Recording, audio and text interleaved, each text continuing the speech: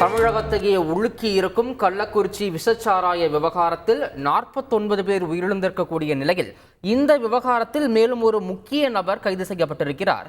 சங்கராபுரம் பகுதியைச் சேர்ந்த ஜோசப் ராஜா என்பவரை சிபிசிஐடி போலீசார் கைது செய்திருக்கின்றனர்.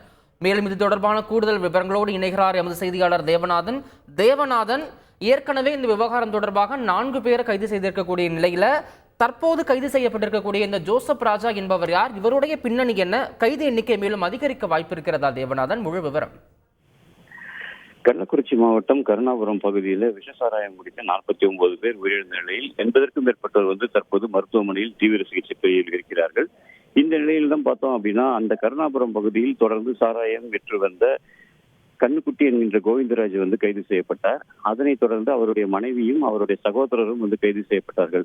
இவர்களிடம் தொடர்ந்து விசாரணை மேற்கொண்டதில் தங்களுக்கு இது போன்ற சாராயத்தை கொடுத்தது சின்னதுரை என்பவர் தான் என்று கூறினார்கள். சங்கராபுரத்தை சேர்ந்த சின்னதுரை என்பவர் நேற்று கடலூர் மாவட்டம் காடாம்புலியூர் அருகே சிபிசிஐடி போலீசார் கைது செய்தனர்.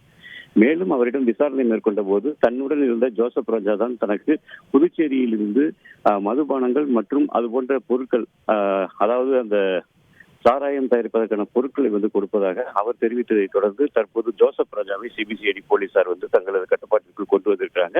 அவரிடம் தொடர்ந்து இந்த விசாரணையானது மேற்கொள்ளப்பட்டு வருகிறது. ஆனா இதை பார்த்தோம் அப்படின்னா, ஒரு பெரிய நெட்வொர்க்காக இவர்கள் செயல்பட்டது தற்போது தெரிய வருகிறது. இவர்கள் கடலூர், விழுப்புரம் மற்றும் புதுச்சேரி மாநிலங்களை தங்களுடைய அந்த நெட்வொர்க்கை அமைத்து அதன் வழியாக பல்வேறு பகுதிகளிலும் இது போன்ற சாராயங்களை கடத்தி விற்பனை செய்து வந்ததும், அது அவர்கள் அப்போது சில இடங்களில் சாராயத்தை உற்பத்தி செய்து இவர்களாக விற்பனை செய்ததும் தெரிய வந்ததை தொடர்ந்து இதுல மேலும் கைது நடவடிக்கை அதிகமாக இருக்கலாம் என எதிர்பார்க்கப்படுகிறது. விவரங்களுக்கு நன்றி தேவநாதன். செய்திகளை உடனுக்குடன் தெரிந்து கொள்ள உடனே சப்ஸ்கிரைப் பண்ணுங்க.